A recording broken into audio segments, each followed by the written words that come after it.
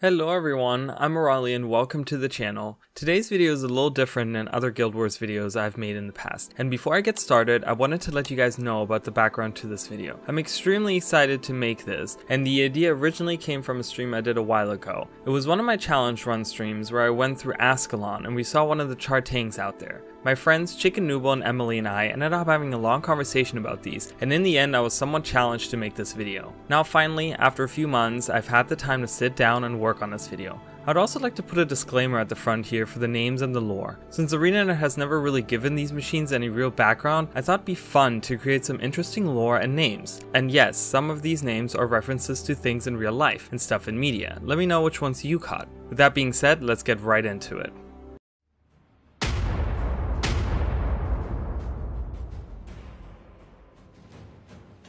All Charr war machines are produced exclusively by the Iron Legion. These machines will range from smaller sized cars to gigantic tanks, and the Iron Legion has currently 5 series that cover land, sea, and air territories. The Iron Legion's war machines have been used since the Black Citadel was established over the ruins of the city Ren. Though these units are fairly formidable, they proved not as effective against the Foe Fire Ghost and the Branded, and since that discovery have been used mostly to fight Flame Legion, and during the Civil War were used to fight Dominion as well as Frost Legion forces. Let's take a closer look at the different machines produced by the Iron Legion.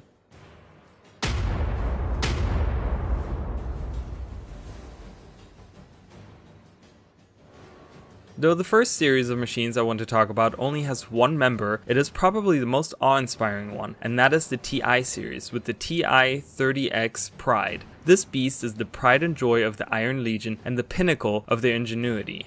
It has advanced armor and powerful weaponry. Besides being a very powerful weapon, it is also used to transport not only troops, but equipment through the use of the Charr train attachments and the big ammunition carts. Like all other war machines utilized by the legions, it runs on steam, but because of its sheer size, it requires a lot of coal to function, and can only be used for shorter periods of time. To help out with this, there are 2 access holes to the boiler on either side of the tank, right beneath the cockpit.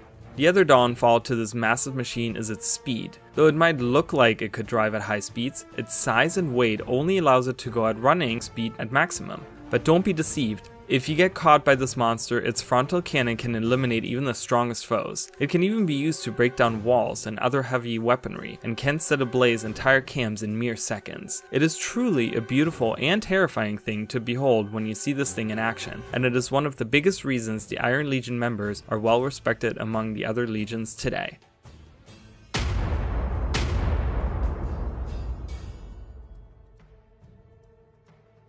Next up on the list is the A series, which is mostly used to transport equipment, ammunition, and troops, starting with the ACT-64A Lioness. This beauty is part of the Charr train sub-series, which are named after their ability to couple together like a train. The Lioness variant is used to transport larger equipment to the front lines, like steel beams and other items used to construct bases after a territory is claimed. It is heavily armored, and even after having finished transporting goods, it can be used to shield an outpost or encampment from enemy attacks. The coupling functionality can be seen by the teeth in the front and the back of the machine. The Lioness unit can be coupled with other Lioness units, or be used to couple with the Lion unit at the back end. Speaking of the Lion unit, this is the brother unit to the Lioness and is used exclusively to transport troops. The ACT-64B Lion is just as heavily armored as the Lioness unit, but does have its very own unique functionality in that it can be used in combat by utilizing the side openings shaped like a Charr face along the machine. This allows for the transported troops to use long-range weaponry like arrows and magic, as well as smaller ballista that might have been brought on board. The only downside to this car is that it can only be used as the last in the train, and to defend the whole train from the back, as it does not possess teeth in the back to couple to other units. These units are also commonly used to build temporary shelters by extending the side panels and using tarp and wooden stakes to create makeshift tents. The ACT-64C Cub is an almost identical model to the Lion, with the only difference being that the Charr-like side openings on the side have been replaced by the same panel design found on the other side of the unit. Next is the AET-4 Bear, which is a single large ammunition cart. This cart is used to transport ammunition for larger artillery such as tanks and cannons. Its huge size allows it to transport a lot of ammunition, but can only be pulled by larger tanks such as the Pride or the Devourer. One interesting aspect of this unit is that its roof part can fold open to give easier access for loading and unloading of the goods. The Bear saw a small variant produced, which is the AET-3 Wolverine, which is used for transport of smaller goods, and these carts do not require larger machines to be pulled, and some are even pulled by Marmoxes to save on coal for the larger machines. Both of these variants are easier to handle than the larger train counterparts, and are also employed to restock already established outposts and camps.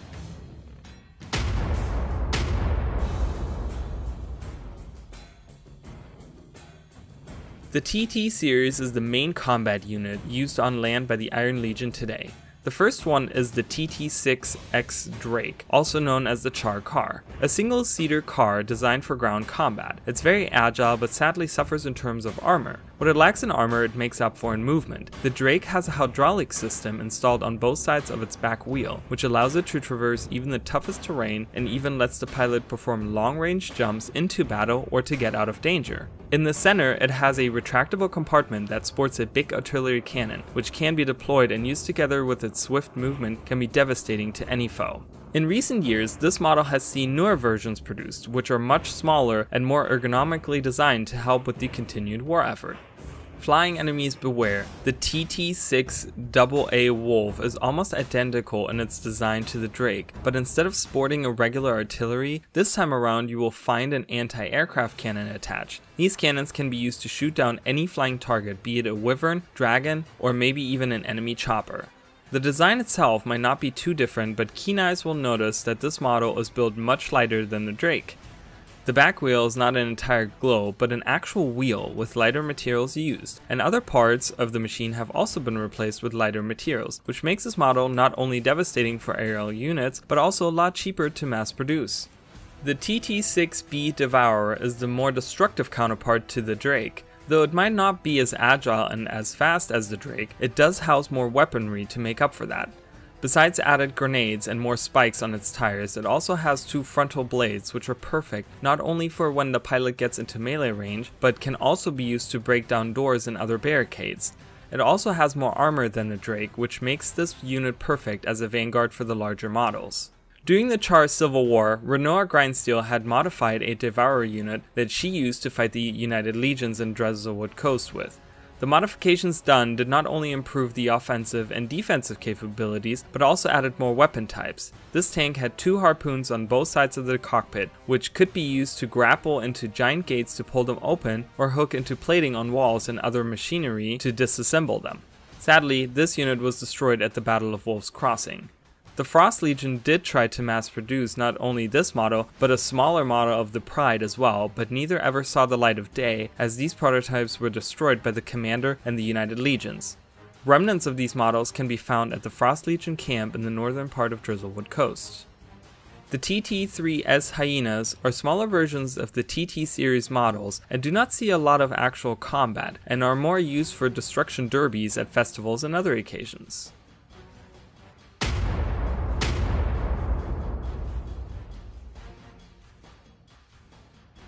Now we move from the ground to the air. This next series might be small, but it does play an important role in the war effort of the legions.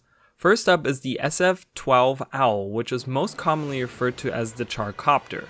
This is the main air unit that the Charr use and was only finished in recent years when the Charr were helping the Pact in the efforts against the Elder Dragon Zhaitan. Since then, this model has been mass-produced and is now employed to bombard enemy territory as well as transport troops through mountainous and other hard-to-reach locations. Though it does not house much in terms of weaponry besides ordnance for bombardment, it does fly swiftly and easily through the air and can be used to land close to enemy territory even if anti-aircraft should be present. The SF prototype Griffon was first designed by Kehlani and was the base for the Owl variant further down the road. Originally, the machine was having issues staying steady in the air, and Kehlani tried to use Griffon feathers to steady it more, and so it received the name the Griffon.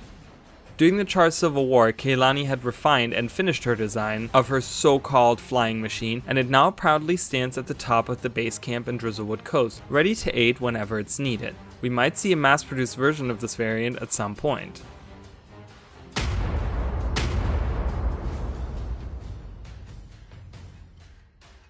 From the air to the sea, we now move underwater with the U series. The first of the U series is the UB-1 Iron Barracuda. This model is the Charr's answer to the boats and ships used by other races. The advantage of being able to move large groups of soldiers and equipment underwater should not be easily dismissed, and this technological marvel showed its prowess during the attack on Orr by the Pact. There, it was used to transport troops to the northern shore of Orr in order to perform a pincer attack on the Temple of Balthazar. That was the first large-scale application of this model, and since then these have not only been mass-produced but also improved. Sadly, this model suffers again from not having much in terms of offense, but that was fixed with later versions. The last unit on this list is the UB-2 Iron Shark. The improved version of the Iron Barracuda is not only bigger and has more armor, but also sports a big artillery. So instead of sitting ducks in the open waters, pilots of this vessel now have the opportunity to fight back, which comes in handy for marine operations, especially during war times. These models also travel at an increased rate, which makes them perfect for long-range missions as well. That pretty much makes up most of the Iron Legion war machines. I'm sure we'll see more models in the future, and let me know what cool new machines you would like to see, but for now this is all I could dig up and come up with. Obviously this is mostly just some fun that I had coming up with my own headcanon for these things, and none of the names or lore actually applied to the game world. I would also like to give a shout out to Chicken Noodle and Emily, who are both huge supporters of my channel. I really wouldn't have made this video without these two, so this goes out to them. Also, check out Chicken Noodle on YouTube as well as Twitch. He's an ArenaNet partner and has some awesome instructional videos and does some great streams. But with that being said, that's all I have for you guys today. If you're interested in seeing more, leave a like and a comment down below, and if you haven't subscribed yet, I would really appreciate if you would do that too. Again, I'm Arali, and I do stream here on YouTube as well as Twitch every Sunday, Monday, and Tuesday at 9:30 Eastern Standard Time, and I do a bunch of different things like challenge runs and co-op pajama streams, so come check that out sometime. Until then, I will see you guys next time. Bye guys.